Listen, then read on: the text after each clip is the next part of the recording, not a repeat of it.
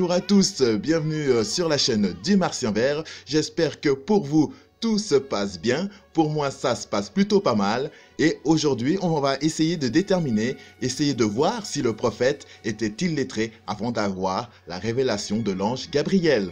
Alors, je vous dis à tout de suite.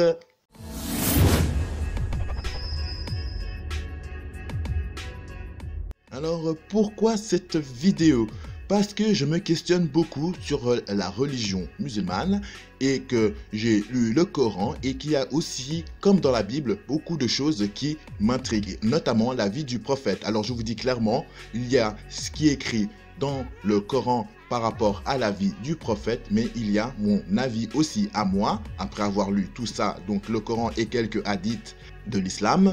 Pour moi, le prophète n'est pas vraiment comme indiqué dans le Coran. Pour moi, ça reste un peu bizarre. Et je vais tenter de vous expliquer pourquoi.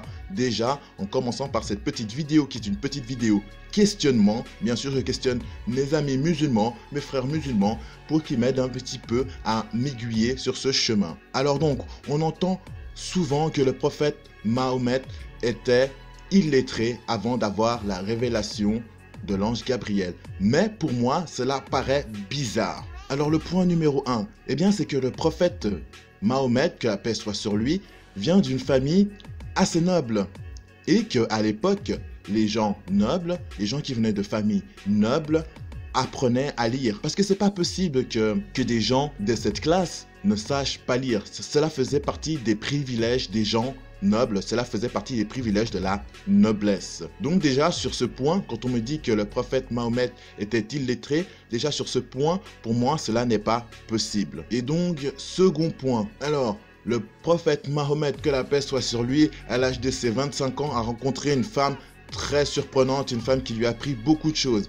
Il s'agit de Khadija, qui était beaucoup plus âgée que lui et qui était marchande. Et donc le prophète Mahomet est resté quelques années avec cette personne. Je crois environ 15 ans en tout cas. Et donc franchement, vous imaginez un jeune gars d'une famille noble avec une femme plus âgée que lui, d'environ 40 ans à peu près, qui est marchande et que lui aussi devient marchand, et vous pensez que cette personne ne sait pas lire et ne sait pas compter? Vous ne trouvez pas ça un peu anormal? Comment fait-il? Comment fait-il pour vendre quelque chose? Comment fait-il pour se rendre compte qu'il ne se fait pas avoir par les autres? Comment fait-il pour compter son argent? Comment fait-il pour faire ses comptes? Comment fait-il pour faire son inventaire s'il ne sait pas lire, s'il ne sait pas écrire? Donc sur ce deuxième point, là aussi, on voit qu'il y a un petit souci. Parce que franchement, j'ai un peu du mal à gober ce qui est dit. Et je vais vous expliquer pourquoi. Parce que pour moi, je pense que le prophète Mahomet, que la paix soit sur lui, est tombé sur des écrits bibliques, des écrits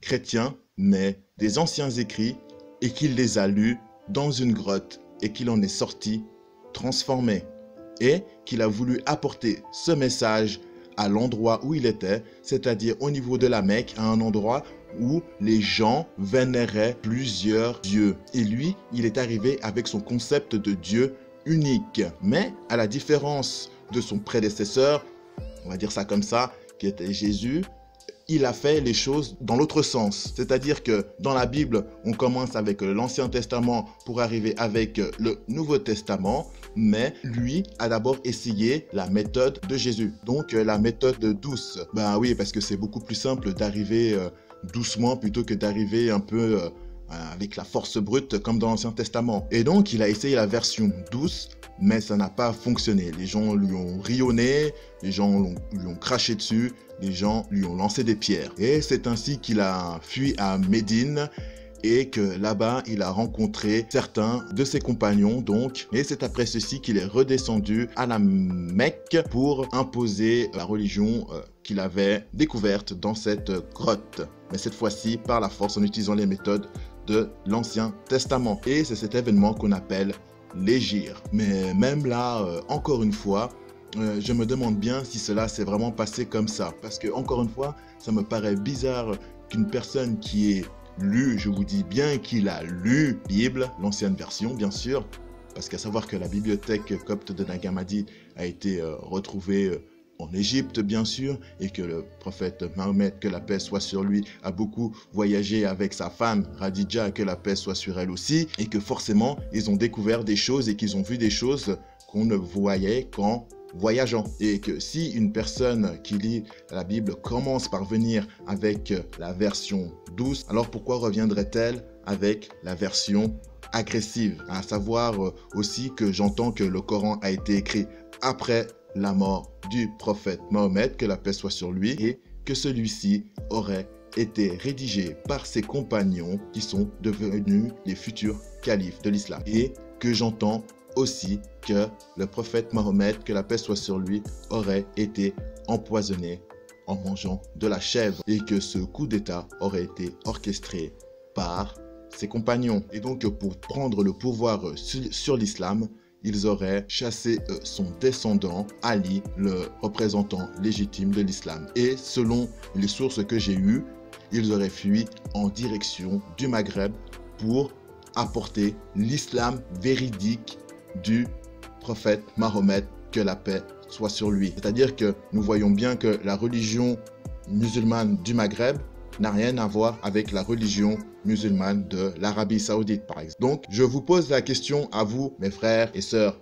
musulmans, musulmanes. Donc, le prophète était-il illettré avant sa révélation et pendant sa révélation? Moi, je pense que non. Si vous pensez que non, n'hésitez pas à lâcher des commentaires et à m'expliquer pourquoi. Et donc aussi, si le prophète Mahomet a bien été exécuté ou empoisonné par ses compagnons. Donc voilà, j'espère que cette vidéo sur l'islam vous aura plu.